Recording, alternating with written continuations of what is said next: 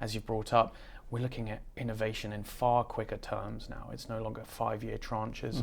We're seeing it every day. So how do you build that strong core data set really, and how do you then build off that component? A key word I'd use here would be like data foundation, because we can think of data as something, it isn't just something that comes in from the outside world and drives our investment decision making. Of course, it does that too, but data underpins every single part of our value generation process across the firm. That's data ingestion, the quant modelling that we do, the portfolio construction, the risk modelling, and trade execution. So think of data as a foundation which underpins every single part of that value chain. And at different parts of that chain, there are different challenges that need to be thought about quite deeply, not just the standard ETL, extract, transform, load, the business of bringing new data into the firm, but mapping data, of course. Ultimately, whatever shape and size data takes originally, it has to ultimately be mapped to something that we're going to trade, a financial instrument at the end of the day.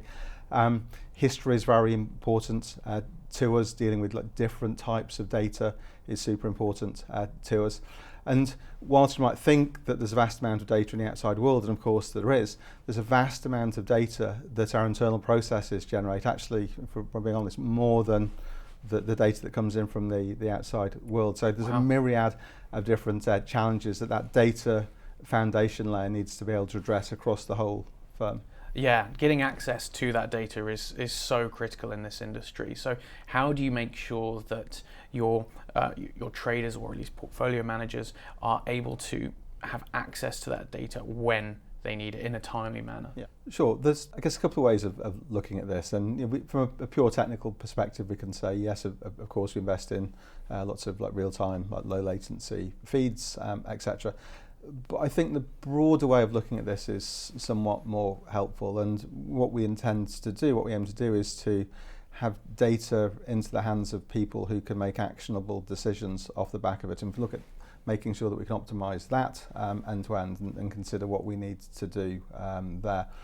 And I think that the combination of investment professionals with market knowledge, with access to the right tools, and access to data and the ability for them to self-serve, all of that is extremely important, because that optimises the end-to-end of data being available and some action being taken off of the back of it.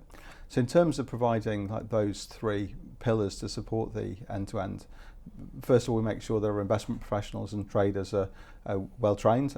We have in-house training courses that focus on Python, that focus on data science, so the skills are there.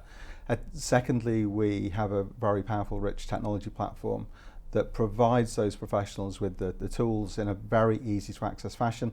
Anybody, literally anybody in the firm, can go to a web browser, type Python into the URL bar, and a Python environment materializes for them, which they can start writing